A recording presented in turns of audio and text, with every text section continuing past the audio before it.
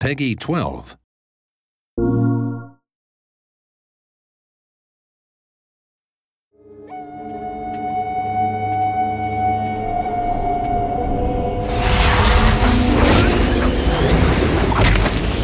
The genesis of the story that we finally ended up with, we were all sitting around and we had been given the mandate to take this move controller and make a magic wand game out of it.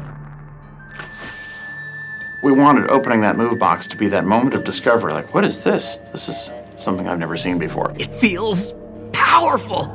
And it really formed the foundation of the story. It was going to be about learning how to do all this new stuff you'd never done before.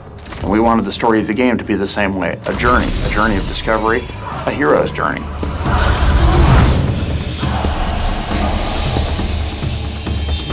We were after an archetypal story that would be a coming-of-age story and a story where a young apprentice makes a simple mistake, unleashes the terrible forces of the world, and has to grow into become himself a great sorcerer when his master is unable to save him from his folly. Here we are, the entrance to Loch Barrow. Beyond this door is the domain of the restless dead, the forsaken spirits of the final war. The final war? Between the elves and the humans. The world of sorcery, it's a world where the realm of fairy and the human realm are very closely intertwined, and there are portals that let you pass back and forth between the two worlds. There is a war between the humans and the fairies about 100 years before the game takes place. And since then, the realms have pretty much kept to themselves. There are very few people have crossed back and forth between them. But as the game starts, the portals are thrown open again, and all of a sudden you're thrust back into this world where the creatures from the realm of fairy are crossing over. Great sorcerers defended the world from unspeakable evil. And everyone bowed down to them and gave them treasure and stuff. And stuff? Really? Just prepare to be amazed.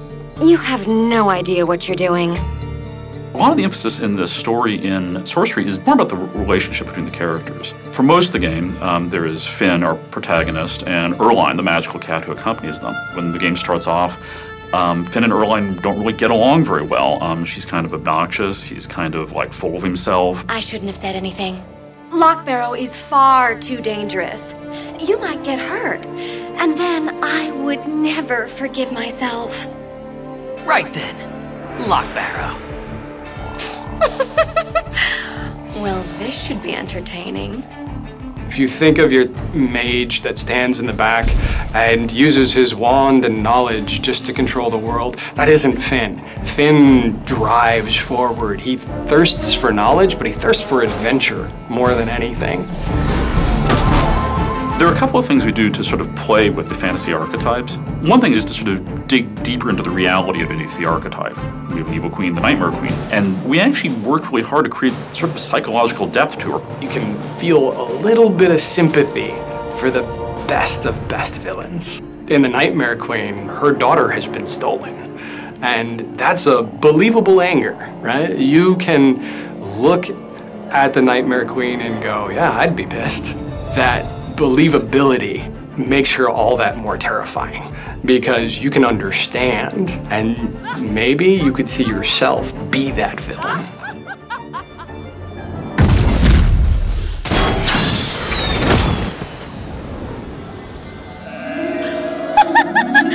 Busted! Erline was a character that was really important to our story. We face a lot of challenges with Erline because we have to have this integral character of our game be a cat. Just like with Finn, Erline goes through ups and downs throughout the story, and we had to be able to create this furball to be able to display emotion along with our character because she is such an important part. We needed a character that needed Finn. The darkness of her character, that slight tone of being unsure, really helps us tie her to Finn because he's so brave and bold. She needs his support to go through the next door. A big part of the story of Sorcery is the way these two characters respond to what's going on around them and sort of change over the course of the game. By the end of the game, they're really, really on the same team, they're working together, and the story of how they come together and how they learn about each other is a big part of the story of Sorcery. It's a coming-of-age story both for Finn and for Erline at the same time. Both of you go from being these silly teenage kids at the beginning to realizing the mantle that destiny has forced upon you.